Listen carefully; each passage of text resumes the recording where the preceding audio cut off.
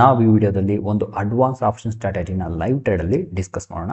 ನಾನು ಇದರಲ್ಲಿ ಕೆಲವು ಸ್ಟ್ರೈಕ್ ಪ್ರೈಸ್ಗಳನ್ನ ಬ್ಲಾಕ್ ಮಾಡಿರ್ತೀನಿ. ಇದಕ್ಕೆ ಕಾರಣ ಬಂದ್ಬಿಟ್ಟು ನೋಡಿ, ನನ್ನ ಟ್ರೇಡ್ ನೋಡಿ ಯಾರು ತೊಗೊಂಡು ಅವರು ಲಾಸ್ ಆಗಬಾರ್ದು, ಅದೊಂದೇ ಕಾರಣಕ್ಕೆ ನಾನು ಬ್ಲಾಕ್ ಮಾಡಿರ್ತೀನಿ.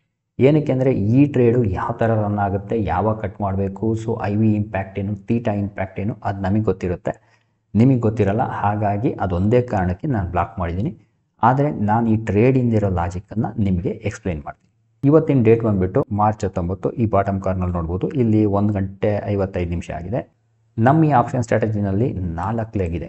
ಮೊದಲನೇ ಲೆಗ್ ಬಂದುಬಿಟ್ಟು ಏಪ್ರಿಲ್ದು, ಅಂದರೆ ಇದು ಇನ್ನೂ 1.5 ತಿಂಗಳು ಬಿಟ್ಟು ಎಕ್ಸ್ಪೈರ್ ಆಗ್ತಾ ಇದೆ. ಹಾಗೆ ನೆಕ್ಸ್ಟ್ 2 ಲೆಗ್ ನೋಡಿ, ಇದು ಯಾವುದು ಜೂನ್ದು, ಅಂದರೆ ಇನ್ನೂ 3.5 ತಿಂಗಳು ಬೇಕು ಎಕ್ಸ್ಪೈರ್ ಆಗೋದಕ್ಕೆ.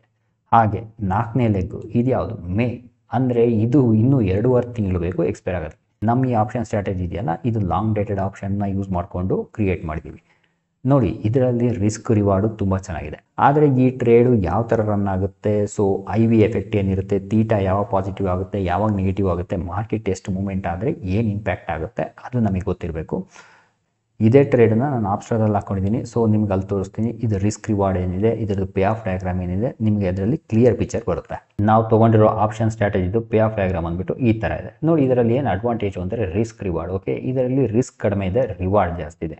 ಹಾಗಂತ ಹೇಳ್ಬಿಟ್ಟು ಈ ಸ್ಟ್ರಾಟಜಿನ ಲಾಸೇ ಆಗಲ್ಲ ಅಂತ ನಾನು ಹೇಳ್ತಾ ಇಲ್ಲ. ಸೊ ಪ್ರಾಬಬಿಲಿಟಿ ಇದೆಯಲ್ಲ, ಅದು ಕಡಿಮೆ ಇದೆ. ಇದರಲ್ಲಿ ಮ್ಯಾಕ್ಸಿಮಮ್ ಪ್ರಾಫಿಟ್ ಬಂದುಬಿಟ್ಟು 91,000 ಚಿಲ್ಲರೆ ತೋರಿಸ್ತಾ ಇದೆ. ನೋಡಿ, ಇದು 91,000 ಇರುತ್ತಾ? ಇಲ್ಲ, ಇದು ಚೇಂಜ್ ಆಗುತ್ತೆ. ಏನಕ್ಕೆ ಅಂದರೆ IV ಇಂಪ್ಯಾಕ್ಟ್ ಇರುತ್ತಲ್ಲ, ಬೇರೆ ಬೇರೆ ತಿಂಗಳಿಗೆ ಬೇರೆ ಬೇರೆ ಥರ IV ಇಂಪ್ಯಾಕ್ಟ್ ಇರುತ್ತೆ. ಹಾಗಾಗಿ ಇದು 88ಕ್ಕೂ ಬರ್ಬೋದು ಅಥವಾ 95ಕ್ಕೂ ಹೋಗ್ಬೋದು. ಓಕೆ, ಸೊ ಸಣ್ಣ ಪುಟ್ಟ ವೇರಿಯೇಷನ್ ಆಗುತ್ತೆ. ಏನಕ್ಕೆ ಅಂದರೆ ಬೇರೆ ಬೇರೆ ತಿಂಗಳಿಗೆ ಬೇರೆ ಬೇರೆ ಥರ IV ಇಂಪ್ಯಾಕ್ಟ್ ಆಗುತ್ತೆ. ಹಾಗೆ ಇದರಲ್ಲಿ ನೋಡ್ಬೋದು, ನಾವು ಎಸ್ಟಿಮೇಟೆಡ್ ಕ್ಯಾಪಿಟಲ್ 3,60,000 ತೋರಿಸ್ತಿದೆ. ಆ್ಯಕ್ಚುಲಿ ನಾನು ಯೂಸ್ ಮಾಡಿರೋ ಕ್ಯಾಪಿಟಲ್ ಇದಕ್ಕೆ 4,40,000. ಈಗ ಮೋಸ್ಟ್ ಇಂಪಾರ್ಟೆಂಟ್ ಕ್ವಶನ್, ಇದರಲ್ಲಿ ಆಪ್ಷನ್ ಗ್ರೀಕ್ಸು ಯಾವ ಥರ ವರ್ಕ್ ಆಗುತ್ತೆ, ಲೆಟ್ಸ್ ಸಿ ದ್ಯಾಟ್. ಮೊದಲನೇದಾಗಿ ಡೆಲ್ಟಾ ನೆಗೆಟಿವ್ ತೋರಿಸ್ತೆ, ಅಂದರೆ ಇದರಲ್ಲಿ ಮಾರ್ಕೆಟ್ ಸ್ವಲ್ಪ ಕೆಳಗಡೆ ಹೋದರೆ ನಮಗೆ ಹೆಲ್ಪ್ ಆಗುತ್ತೆ. ಹಾಗೆ ಥೀಟಾ ಇದೆಯಲ್ಲ, ಇದು ಪಾಸಿಟಿವ್ ತೋರಿಸ್ತಾ ಇದೆ 240. ಆ್ಯಕ್ಚುಲಿ ಇದಿದೆಯಲ್ಲ, ಇದು ಇನ್ ದ ಬಿಗಿನಿಂಗ್ ಪಾಸಿಟಿವ್ ಇರುತ್ತೆ, ಬಟ್ ನಾವು ಸ್ವಲ್ಪ ದಿನ ಹೋದಾಗ ಏನಾಗುತ್ತೆ, ಇದು ಪಾಸಿಟಿವ್ ಇರೋದು ಏನಾಗ್ಬಿಡುತ್ತೆ, ನೆಗೆಟಿವ್ ಆಗಿ ಕನ್ವರ್ಟ್ ಆಗುತ್ತೆ. ಅಂದರೆ ನಾವು ತುಂಬ ಜಾಸ್ತಿ ದಿನ ಹೋಲ್ಡ್ ಮಾಡಿ ಮಾರ್ಕೆಟಲ್ಲಿ ಮೂವ್ ಆಗಲಿಲ್ಲ ಅಂದರೆ ನಮಗೆ ಲಾಸ್ ಆಗಿ ಸ್ಟಾರ್ಟ್ ಆಗುತ್ತೆ. ಹಾಗೆ ಇದು ಗಾಮ ಇದೆಯಲ್ಲ, ಗಾಮ ಏನು ಮ್ಯಾಟ್ರ್ ಆಗಲ್ಲ, because we are trading A long dated option. ನೋಡಿ, ಇದರಲ್ಲಿ ಇದಿದೆಯಲ್ಲ ವೇಗ, ದಿಸ್ ಇಸ್ ವೆರಿ ಇಂಪಾರ್ಟೆಂಟ್. ಅಂದರೆ IV ಜಾಸ್ತಿ ಆಗುತ್ತೋ ಕಡಿಮೆ ಆಗುತ್ತೋ ಅದ್ರ ಮೇಲೆ ಡಿಪೆಂಡ್ ಆಗಿರುತ್ತೆ. ಈಗ IV ಡ್ರಾಪ್ ಆದರೆ ನಮಗೆ ಇದರಲ್ಲಿ ಪ್ರಾಫಿಟ್ ಆಗುತ್ತೆ, IV ಜಾಸ್ತಿ ಆದರೆ ಇದರಲ್ಲಿ ಲಾಸ್ ಆಗೋ ಸಾಧ್ಯತೆ ಇರುತ್ತೆ. ನೋಡಿ, IV ಡ್ರಾಪ್ ಆಗಬೇಕು ಅಂದರೆ ಏನಾಗಬೇಕು, ಮೋಸ್ಟ್ ಪ್ರಾಬಬ್ಲಿ ಮಾರ್ಕೆಟ್ ಕೆಳಗಡೆ ಬರಬೇಕು. ಮಾರ್ಕೆಟ್ ಕೆಳಗಡೆ ಬಂದರೆ ಏನಾಗುತ್ತೆ, ಇಲ್ಲಿ ನೋಡ್ಬೋದು ನಮಗೆ ಇದರಲ್ಲಿ ತುಂಬ ಲಾರ್ಜ್ ಇದಿದೆ. ಓಕೆ, ಸೊ ಇಲ್ಲಿ ನಮಗೆ ಪ್ರಾಫಿಟ್ ಆಗೋ ಸಾಧ್ಯತೆ ಜಾಸ್ತಿ ಇರುತ್ತೆ. ಸೊ IV ಡೆಲ್ಟಾ ನೆಗೆಟ್ ಮಾಡುತ್ತೆ. ನೋಡಿ, ಈ ಟ್ರೇಡಲ್ಲಿ ನಮಗೆ ಯಾವಾಗ ಲಾಸ್ ಆಗ್ಬೋದು ನೋಡಿ, ಒಂದು IV ಎಕ್ಸ್ಪ್ಯಾನ್ಷನ್ ಆಗ್ತಾಯಿದೆ, ಅಂದರೆ IV ಜಾಸ್ತಿ ಆಗ್ತಾ ಇದೆ. At the same time market ನಿಧಾನಕ್ಕೆ ಮೇಲ್ಗಡೆ ಹೋಗ್ತಾ ಇದೆ.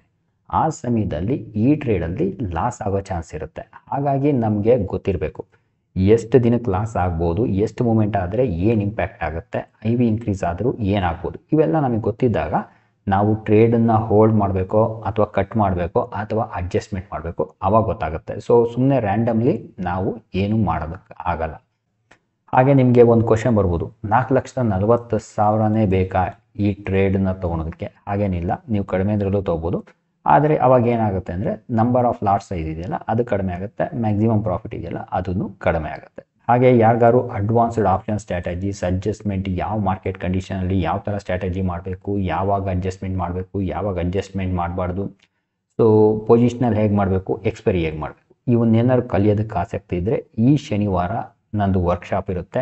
ಈ ವರ್ಕ್ಶಾಪ್ ಬಂದುಬಿಟ್ಟು 10 ಡೇಸ್ ನಡೆಯುತ್ತೆ, 10 ದಿನದ್ದು ವರ್ಕ್ಶಾಪ್ ಇರುತ್ತೆ. ಇದು 40 to 50 hours, 40ರಿಂದ 50 ಗಂಟೆ ಇರುತ್ತೆ.